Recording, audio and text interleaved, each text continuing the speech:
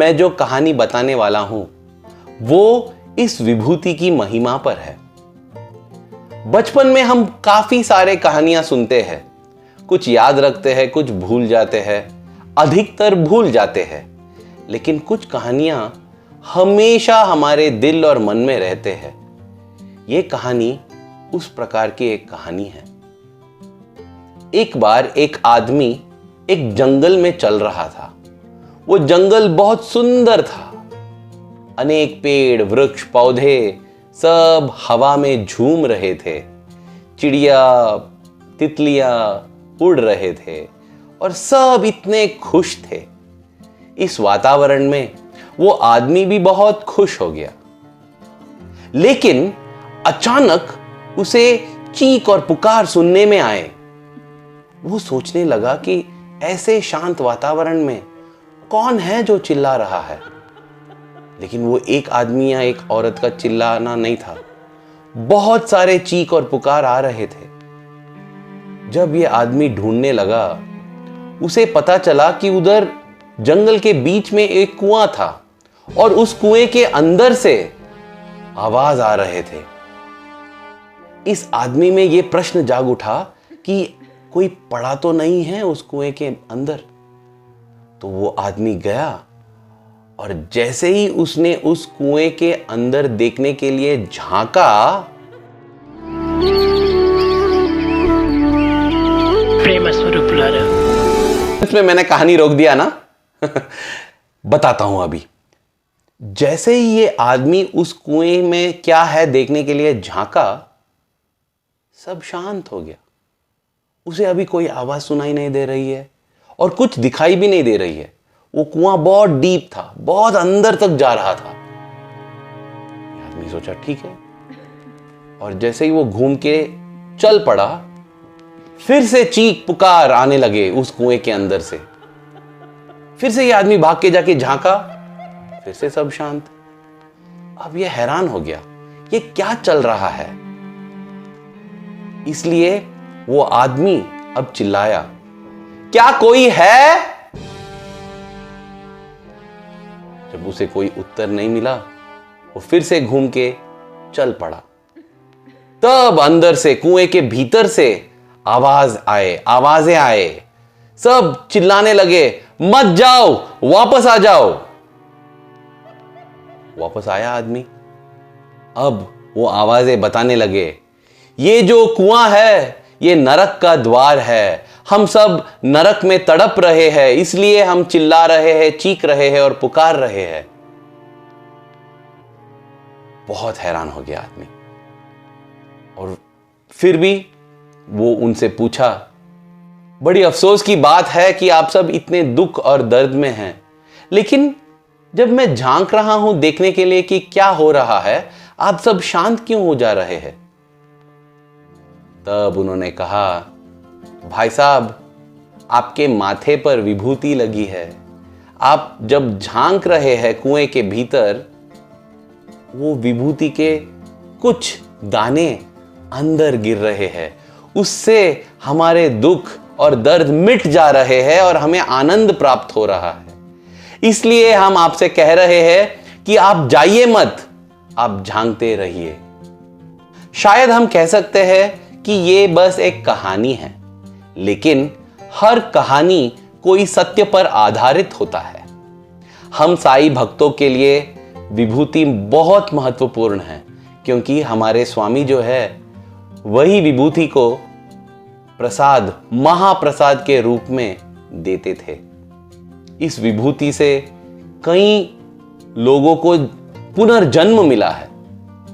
अन्य और अनेक तरीकों का रोग मिट गए हैं। जो भी कठिनाइयां थे, दुख या दर्द थे लोगों की, सब मिट चुके हैं।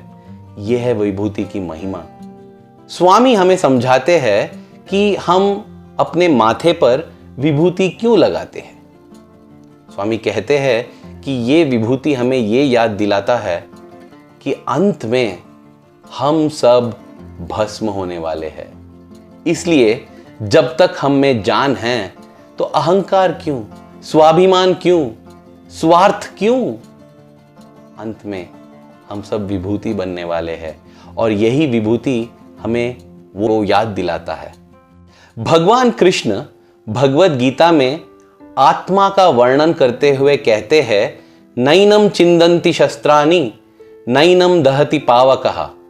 इसका अर्थ यह है कि आत्मा वो है जिसे कोई शस्त्र छेद नहीं कर सकता है, नहीं कोई आग जला सकता है, नहीं वो पानी में घुल सकता है।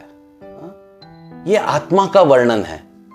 अगर हम गौर से देखें तो हमें यह पता चलेगा कि यह वर्णन विभूति के लिए भी सही है। विभूति पर हमारे अस्त्र शस्त्र का कोई प्रभाव नहीं होता है, उसे जलाने पर उसे कुछ नहीं होता है, आग का भी कोई प्रभाव नहीं है विभूति पर। और अगर हम इसे पानी में मिलाते हैं, हम सब वही करते हैं ना, जब बीमार है पानी में विभूति मिला के पीते हैं, ऐसा लगता है कि विभूति घल रहा है, लेकिन थोड़ी देर छोड़ने से हमें पता चलता है कि नहीं, पानी अलग है, विभूति अलग है। विभूति आत्मा का चिन्ह है, विभूति में आत्मा की शक्ति है। अपने दिव्य वचन में स्वामी तेलुगु में कहते हैं, कोलनुकु कलुवये श्रृंगारमु। इसका अर्थ यह है कि तालाबों को कमल फूल ही श्रृंगार है। आकाशमुनकु चंद्रुडे श्रृंगारमु। इसका अर्थ यह है कि आकाश, आसमान के लिए चांद श्रृंगार है। समुद्रमुनकु अलले श्रृंगारमु। सागर, समुद्र के लिए लहरें श्रृंगार है। साई भक्तुलकु विभूतिये श्रृंगारमु। और एक साई भक्त के लिए विभूति ही श्रृंगार है। विभूति श्रृंगार तो है ही, लेकिन वो एक हमारे लिए एक सुरक्षा कवच भी है। मुझे एक घटना याद आती है जिसमें डॉक्टर उपाध्याय, वो एक ऑप्थेमोलॉजिस्ट है, मतलब आंखों की डॉक्टर, और बहुत सारे मेडिकल कैंप करते रहते हैं दुनिया भर में।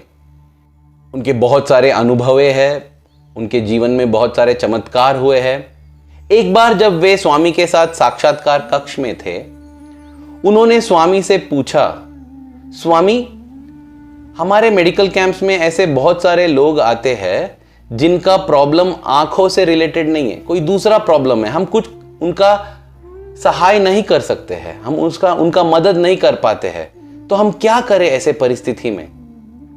तब तुरंत अनायास भगवान ने उत्तर दिया, उन्हें विभूति दे दो। तब डॉक्टर उपाध्याय ने पूछा कि स्वामी, उनमें से बहुत सारे लोग साई भक्त नहीं हैं, क्या उनको भी हम विभूति दे सकते हैं? इस प्रश्न का उत्तर भगवान ने एक और प्रश्न के रूप में दिया। स्वामी ने पूछा डॉक्टर उपाध्याय से, डॉक्टर, अगर आपके पास कोई किडनी का प्रॉब्लम लेके आता है, किडनी का रोग के कारण आता है, तब तुम क्या करते हो? तब डॉक्टर ने कहा कि स्वामी, मैं तो आंखों का डॉक्टर हूं, अगर किडनी का प्रॉब्लम है तो मैं उसे एक किडनी स्पेशलिस्ट, एक यूरोलॉजिस्ट या नेफ्रोलॉजिस्ट के पास भेज देता हूं। कैसे? एक रेफरल नोट लिखता हूं, एक चिट्ठी लिखता हूं उस डॉक्टर को कि देखो एक ऐसा पेशेंट है, आप संभालो करके। स्वामी ने तब डॉक्टर उपाध्याय से कहा कि जब तुम कोई भी पेशेंट या कोई भी आदमी पर विभूति लगाते हो, वो एक रेफरल नोट है, वो एक ऐसी चिट्ठी है जो तुम मुझे लिख रहे हो, उसके बाद उसकी जिम्मेदारी मेरे ऊपर है, तुम शांत रहो। बस अब आपको समझ में आ गया ना क्यों मैंने इतना बड़ा विभूति का लेप लगाया? क्योंकि जब ये मेरे माथे पर है तो मेरी जिंदगी, मेरे जीवन, मेरे सब चीज का जिम्मेदारी साईं के हाथों में है।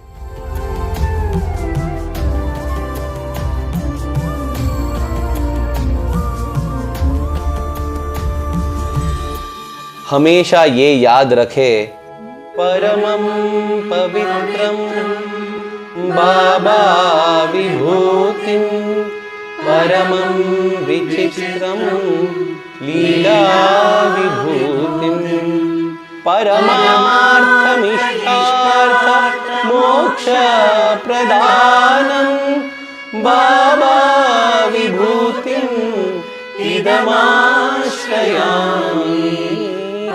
हमारा देश, हमारा काल, हमारी परिस्थिति जो भी हो, हमें हमेशा विभूति की सहारा लेना चाहिए।